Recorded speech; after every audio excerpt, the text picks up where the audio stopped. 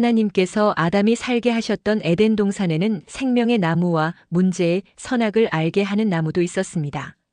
어디에서나 쉽게 볼 수 있는 동산 한가운데에 함께 있었는데요. 하지만 하나님께서는 아담에게 무섭게 죽음을 경고하시면서 그 중에서 선악을 알게 하는 나무의 열매는 절대로 먹지 말라고 단호하게 명령하셨죠. 너는 동산의 모든 나무에서는 먹고 먹을 것이나 선악을 알게 하는 나무에서는 먹지 말지니 이는 내가 그것에서 먹는 날에는 정령 죽을 까닭이라. 그러면서 사람에게 선악을 알게 하는 나무는 유일하게 금지되었고요. 그런데 이상하지 않습니까?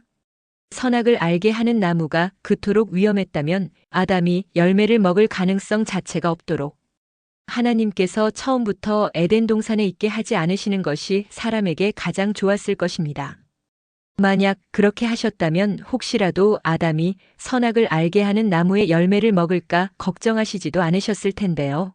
또 무섭게 죽음을 경고하시면서 아담에게 선악을 알게 하는 나무의 열매를 절대로 먹지 말라고 명령하실 이유나 필요도 전혀 없었겠죠. 선악을 알게 하는 나무가 어마어마하게 위험하다고 해도 눈에 보이지 않는다면 아담은 호기심도 안 가졌을 테니까요. 하지만 막상 하나님께서는 하필이면 사람의 눈에 가장 잘 띄는 곳인 에덴 동산의 한가운데에 선악을 알게 하는 나무를 두시고는 절대로 먹지 말라고만 명령하셨습니다. 당장 터질 것 같은 폭탄을 건드리지만 말라고 경고하듯이 말씀하셨는데요. 도대체 왜 그러셨을까요? 도대체 왜 사람 앞에 그대로 방치하셨을까요? 누구인가의 말대로 생명의 나무와 선악을 알게 하는 나무 중에서 사람에게 선택할 권리를 주신 것일까요? 아니면 무슨 다른 이유가 있으셨기 때문일까요? 그러면 이제부터 그 이유를 알아보겠습니다. 먼저 사람이란 하나님께서 직접 정성 들여 빚으신 하나님 모양의 흙덩어리와 그 코 속에 하나님께서 직접 불어넣으신 생명이 서로 어우러져 존재하게 되었습니다. 야훼 하나님께서 땅에서 흙을 모아 사람을 지으시고 그의 코 속에 생명의 숨을 불어넣으시니 사람이 살아있는 생명이 되었더라. 이 중에서 하나님 모양의 흙덩어리는 사람에게 육신이 되었으며 하나님의 숨은 사람의 생명이 되었는데요. 이런 설명에는 사람이 언제인가 다시 육신과 생명으로 분리될 수 있다는 뜻도 담겨 있습니다. 또 어떤 이유로든지 다시 육신과 생명으로 분리될 수 있다는 뜻도 담겨 있죠. 그런데 육신과 생명으로 분리되면 사람은 죽습니다. 그래서 사람은 원래 죽을 수도 있는 약점을 가진 채 이 세상에 존재하게 됐다고 이해할 수 있죠. 코끼리처럼 덩치가 큰 짐승에 깔려 죽거나 높은 곳에서 떨어져 죽거나 자빠지면서 죽순처럼 뾰족한 것에 찔려 죽거나 등등. 하나님께서는 당연히 사람이 이런 치명적인 약점을 갖고 있다는 것을 이미 모두 알고 계셨습니다. 그래서 선악을 알게 하는 나무의 열매만 먹지 않으면 어떤 경우에도 결코 죽지 않게 할 것이라고 아주 단단히 약속하셨는데요.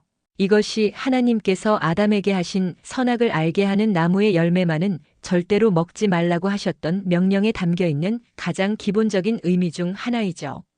따라서 선악을 알게 하는 나무는 폭탄처럼 위험한 나무가 아니라 사실은 사람을 죽음에서 영원히 보호하시겠다는 징표로 하나님께서 준비하신 언약의 나무였다고 이해할 수 있고요. 하나님께서 하필이면 에덴 동산의 한가운데에 선악을 알게 하는 나무를 두신 이유도 바로 이 때문이었습니다. 동산 가운데에는 생명의 나무와 선악을 알게 하는 나무도 있더라.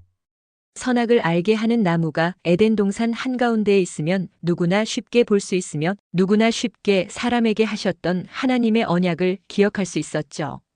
그러니 누구나 하나님과 사람 사이에 언약의 증인이 될 수 있었고요.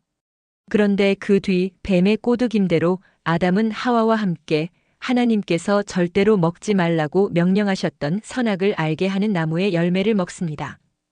여자가 보니 그 나무가 먹음직도 하고 욕망이 생길 만큼 보암직도 하고 지혜를 얻게 할 만큼 탐스러운지라 여자가 열매를 따서 먹고 곁에 있는 자기 남편에게 주니 그도 먹은지라.